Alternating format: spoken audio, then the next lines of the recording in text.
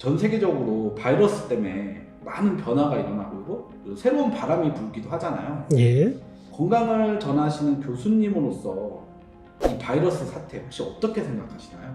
이번 바이러스 사태로 인해서 굉장히 많은 변화들이 사회적으로 일어나고 있는데요. 전 세계적으로 이런 일을 당한 게 처음이다 보니까 대처하는 방법도 굉장히 많이 미숙하고 또 여러 가지 많은 문제점들이 발견되어지는 부분도 있습니다만 우리나라 같은 경우에는 이런 부분에 있어서 대처를 적절하게 잘했다라고 해서 세계적으로 국가 위상이 올라가는 계기도 좋은 점도 있다라는 사실이죠. 그뿐만 아니라 지구 여기저기에 굉장히 좋은 회복의 바람들이 또 일어나고 있기도 하거든요. 저기 이탈리아 베네치아라고 하는 곳은 인공 섬으로 되어져 있는데요. 거기는 바닷물인데도 불구하고요. 1년 365일 관광객이 많아가지고 물이 뿌해가지고 보이지를 않는데요.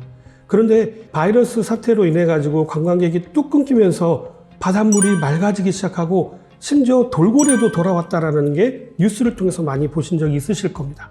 그뿐만 아니라 지구 여기저기도 굉장히 많이 회복되고 있다는 것들을 뉴스를 통해서도 아마 PD님도 많이 보셨을 것이에요. 부정적이고 문제만 일으키는 것이 아니라 오히려 긍정적이고 또 지구를 살려내는 좋은 방향의 이야기들도 많이 있다는 사실입니다.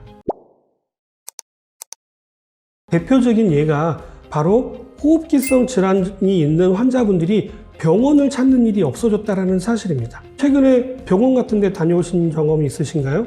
아니요, 없어요. 그렇죠.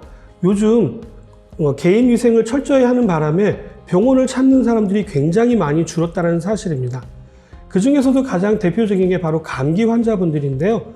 감기 환자분들이 평상시에 마스크를 잘 쓰고 다니기 때문에 바깥으로 잘 퍼지지 않는다는 사실이죠.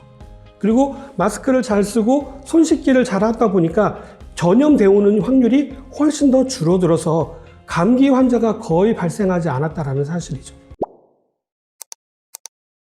저도 요 근래에 감기 아니면 비염? 약간 목이 너무 아파서 이비인후과를 간 적이 있었던 것 같은데 진짜 한 3개월 동안은 아픈 적이 없었던 것 같아요. 이비인후과를 많이 찾는 경우가 많은 경우가 바로 이런 봄철인데요. 이런 봄철에는 알러지성 비염이 일어나는 경우가 굉장히 많거든요. 그래서 콧물이 너무 많이 나온다든지 아니면 코가 막힌다든지 이래서 병원을 찾는 경우가 많은데 이번에도 거의 이비인후과를 찾는 사람이 없었다라는 사실입니다. 자, 그 이유가 바로 뭐냐면 주로 꽃가루 같은 알레르겐이 코를 자극해서 비염이 발생되어지는데요. 이런 것들을 원천적으로 마스크를 쓰고 다니니까 많이 차단하게 되고요. 알러지성 비염이 있는 경우에 습도가 굉장히 중요한 역할을 하는데요. 마스크를 쓰고 다니니까 적절하게 습도가 조절이 됐기 때문에 훨씬 더 그 증상이 완화됐다는 사실입니다. 이맘때 알러지성 비염 때문에 병원을 찾으신 분들은 스테로이드계 약이라든지 아니면 항히스타민계 같은 부신피질 호르몬에 연관되어져 있는 약을 처방받게 되시는데요. 이러한 것들은 주의가 굉장히 많이 필요로 하는 약이기 때문에 가급적이면 드시지 않는 게 좋은데요. 요즘 같은 경우에는 그런 증상들이 잘 나타나지 않으니까 이런 약 같은 것도 드셔야 될 일이 없어지는 아주 좋은 일이 벌어지고 있다는 사실이죠. 또 최근에 뉴스에서는 중국발 황사가 이제 몰려오고 있다고 얘기하는데요. 중국발 황사도 미세먼지로서 문제가 많이 될 뿐만 아니라 그 안에는 중금속도 많이 들어있어서 문제라고 얘기하거든요. 그런데 마스크를 철저하게 잘 쓰고 다니다 보니까 목이 따갑거나 아프거나 그런 현상도 굉장히 많이 줄었다는 그런 긍정적인 효과도 많이 나타나고 있습니다. 그리고 학교가 휴교령이 내려졌잖아요. 그래서 집에서 아이들이 오랫동안 있다 보니까 아이들이 집밥을 먹을 수 있는 일이 점점점 많아졌다는 사실이죠.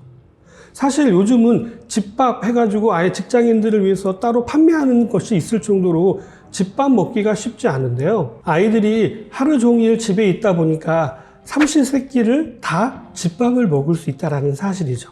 매번 반찬을 해야 되는 번거로움이 있긴 합니다만 아이들 건강에는 집밥보다 더 좋은 게 없다는 사실이죠. 물론 배달 음식이 잘 발달되어져 있어서 배달 음식을 시켜 먹는 경우도 있긴 합니다만 매번 반찬을 만들기가 번거롭고 어려운 부분이 있기 때문에 엄마들이 동네 앞에 있는 반찬 가게를 찾게 됐다는 사실입니다.